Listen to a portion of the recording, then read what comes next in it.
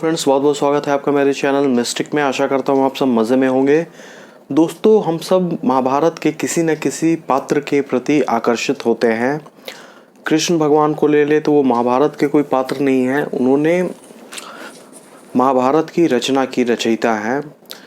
Otherwise अगर आप किसी से पूछें आप महाभारत के किस पात्र को पसंद करते हैं, कोई अर्जुन बोलेगा, कोई कर्ण बोलेगा, लेकिन उन सब में एक अनोखा पात्र है जो कि ऐसी बहुत संभावना है कि वो कॉमन रूप से सभी लोगों को पसंद हो, जिसके ऊपर बहुत सारे सीरियल्स भी बन चुके हैं। छोटा भीम, बच्चों के लिए भी बच्चे उसे काफ़ी लाइक करते हैं।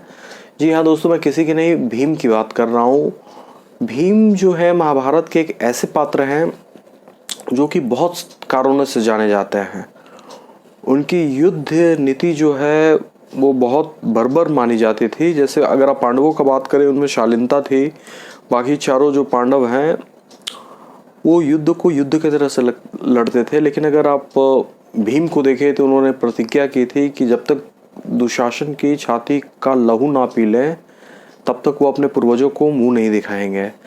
तो इस तरीका का काफ़ी इंस्टेंसेस आपको भीम के लाइफ में दिखाई देंगे। लेकिन जो लोग भीम के बारे में जो छोटी मोटी चीज़ें जिससे सब कोई वाकिफ हैं वो ये है कि वो बहुत ज़्यादा खाते थे। लोग बोलते थे उनमें 80,000 हाथियों का बल था। वो बहुत ज़्यादा खाते थे, उनका डाइट काफ़ी ज़्यादा था। लेकिन इसका कारण क्या है? अगर सामान्य व्यक्ति जो है, अगर आप कितना 10-12 रोटी भी खा लेंगे तो आपके लिए पचाना मुश्किल हो सकता है। लेकिन भीम की स्थिति ये थी कि वो कुछ भी कितना भी खा लेता था, स्टिल खाने के लिए वो ललायित रहते थे।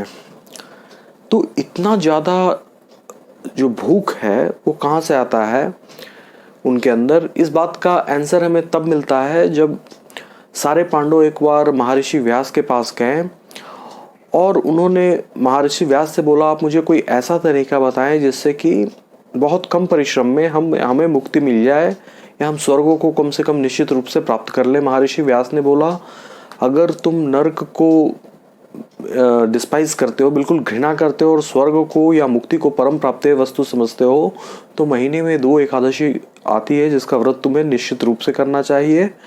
ऐसा सुनकर चारों पांडव जो हैं, 5 पांडव तो 5 थे लेकिन उनमें से 4, भीम को छोड़ के बाकी जो 4 थे, वो एकादशी के व्रत को करने लगे। लेकिन भीम ऐसा करने में समर्थ नहीं हुआ। वो वापस ऋषि व्यास के पास आया और उसने बोला, परम बुद्धिमान पितामह, मेरी बात को ध्यान से सुनिए। मेरे पेट में वृकी नामक अग्नि भड़कती है, जो जिसे आप बोल सकते हैं agni in the sense digestive fire. वृकी नामक एक अग्नि भड़कती है जिसके कारण बहुत कम इंटरवल पे मुझे बहुत ज़्यादा खाना खाना पड़ता है। इसीलिए फास्टिंग करना, एकादशी का फास्टिंग करना मेरे लिए संभव नहीं है। आप कोई और उपाय बताएं। महर्षि व्यास ने बोला, देखो भाई, बात ऐसी है कि अगर तुम सारा एकादशी नहीं करते हो तो कोई बात नहीं है। एक निर्जला एकादशी आती है, उसका व्रत तुम करो। उसमें तुम कोई किसी तरीका का कोई खाने की वस्तु का उपयोग ना करो और यहाँ तक कि जल भी ना पियो। अगर ऐसा करोगे तो तुम्हें 24 एकादशी जो साल में होती है उसका फल मिल जाएगा।